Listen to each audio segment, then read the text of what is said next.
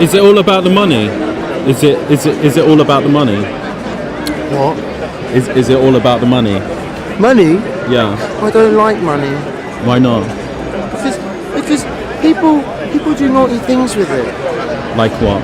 Like they get water pistols, like with red stuff in them, and they spray it everyone, all over them. Right. So you got your nightgown. How was last night? Yeah, sleep? party, and sleep as well. But like it makes a mix, you know. You can party and sleep at the same time sometimes. Who's worse, Wall Street or Hitler?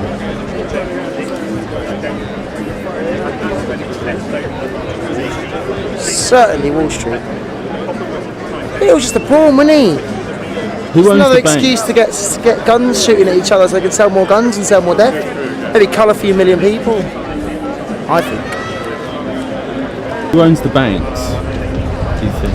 I think it's wrong to think that there's one man sitting there on a throne with a cat going, "Whoa, I'll take over the world." It's not true. It's systemic corruption and systemic evil that comes from inhumane hierarchies that unite different people from all different backgrounds. And maybe they do have meetings all together with round tables, Illuminati style, or maybe they don't. But the point is, it's dehumanizing, and so they end up dissolving responsibility. And then they say, "Oh no, but it's the shareholders. We must protect the shareholders." And the shareholders are just people who are interested in investing their money. And so all blame is dissolved as if no one is to blame anymore. And that's the problem. But yet no one's willing to address that. Well, people want to address that, but we're constantly trying to develop new means to do so.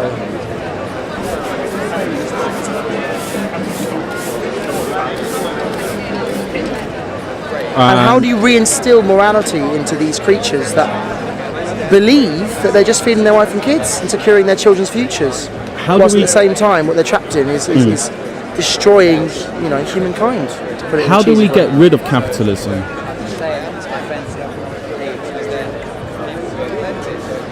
You don't. Because you're here against capitalism, you must have an idea on how we're going to get rid of it. Capitalism is an adjective. It's not a system that is there. It's a description of the way communities are relating, and money is related to communities and across the world and local areas and that kind of thing, in my opinion. It's not. So we need to change what adjective we're using. Some people have offered socialism in the past, but in my opinion that's a bit outdated, however noble. And words similar, communism, all these kind of adjectives that have come up through history, They're very subjective. I mean, the Communist Manifesto was called the Communist Manifesto because socialism was seen as a dirty word, almost too strong.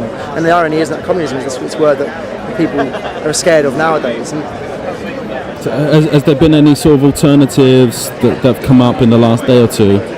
well, yeah, every single meeting is the start of an alternative. Every single facilitated discussion. So give me one. What's one that's on people's minds at the moment? Well, what I'm saying is the act of being here, the act of having facilitated discussions and sharing say and trying to come up with, albeit rudimentary, like ways of implementing what we've agreed upon in this space, or come to compromise on. Consensus is in my eyes, another word for compromise.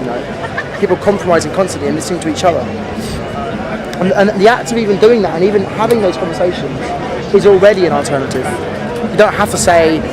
You've agreed on what flavour the next batch of vegetarian chili tastes. No. By being here, we're agreeing on listening to each other. For starters, that's already a big agreement. And to be fair, the vegetarian chili hasn't been discussed enough, actually. I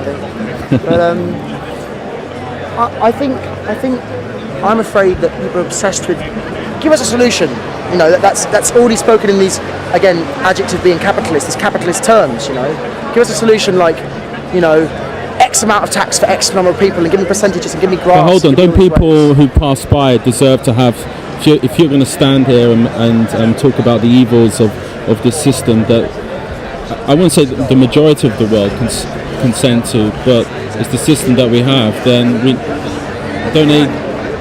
don't the public or general public deserve to have some kind of clue where you're coming from? What is it going to be in place? One big separation that was what we spoke about today was what our grievances and what are our the actions we're going to take from that are the demands, supposedly, right? What are your demands? Now, the problem with the word demands is it's implying we have the agency, that the institutions that are controlling are going to listen to demands at all. And if it's completely contradictory to their interests, the way they run, the way they maintain their power and their relevance, then of course they're not going to listen to demands. So rather than demands, people are moving from the word demands to acts. What acts are we going to do? And that is still in discussion. People have got to decide together, you know. Some people I know historically, when they're angry that Topshop, you know, doesn't pay enough taxes, some people throw a brick through the window. Now personally I don't think that's particularly effective, but that's what they call direct action. Act, rather than lobbying and using the political system. Act. Your former direct action is to sweep the floor. Quite important sweeping, actually, yeah. I think the people who do sweep every day get praised enough, you know. But my form of action in Topshop would be to tickle the employees and tickle the workers. Do you take inspiration what went on in Tahrir Square? Always, absolutely. And so by comparison, we should have been a lot stronger here because we have got more agency and more voice. But the fact that they were suffering more is why they demonstrated stronger, and that's why. You know, we were occupying Trafalgar Square 6 p.m. Saturday, 6 p.m. Sunday, 10 weeks over this year, over the summer. And it was beautiful, but it didn't build big enough. Are you a bit disappointed that and it's there hasn't been the 99%? Because it takes time for people to suffer to then actually act. What do you mean by 99%? So it's about, hold on. So we're talking about trying to represent 99%. Or developing ways in which 99% would be. But what if the 99% don't want you to represent them? Oh no, but what I'm saying is, of course, you've still only got, I don't know, 2,000, 3,000 people here, you know, I don't know, I can't count. So they don't want you to represent them? No, that only certain people, and people slowly, over time, start realising this form of action is going to help them. I met Egyptian people living abroad who were staunch defenders of Mubarak, and who clearly had a personal family political view because of the comfort that their family was privy to. Hold on, so the people... From the people I've spoken to who were in Cairo, they were running the neighbourhoods, they were being the police, they were policing their own neighbourhoods because they had to. And so of course there's going to be suffering when new systems come, when new systems arise, because these were built in such lies. These institutions are built in such kind of deep, entrenched, and built up and unaddressed tensions. Do you think if capitalism collapses, would there be thousands, if not millions, of people who suffer? And is that right? I don't know enough to say the answer to that. I wouldn't be surprised. That millions of people will suffer. But I think human solidarity will kick in so furiously fast. What makes you think you're in the right? What is the driving thing in your head? I'm talking about yourself. What makes you think that what I'm doing now, sweeping the floor outside St Paul's Cathedral, in the middle of a public space, in your night attire, I am at home, yeah. You're at home. What makes you believe that you are right? That I'm right? Yeah. That you're correct in your assertion. assertion. A few people here agreeing with me. People who I find inspirational and who seem well in tune and have had time, possibly even arguably the privilege to really investigate into the causes of a lot of the social ills of the world. I think I do have the individual sense of right, but more importantly, I have a mandate from. Are you paying off debt at the moment? I'm paying off debt, yes.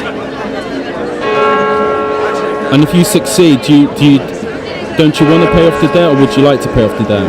Because if everyone paid off the debt, then surely we won't be in this problem. That's the argument. I'm privileged enough to be able to get a job which will allow me to pay off the debt. But I know for every one of me, there's 9 other people out of 10 who aren't in that position and who are not being accommodated by the system and who've been disenfranchised by a system that was selling them degrees and all these different inflations of qualifications that they needed in order to secure a livelihood when those livelihoods are not being created, they're not there. Sure.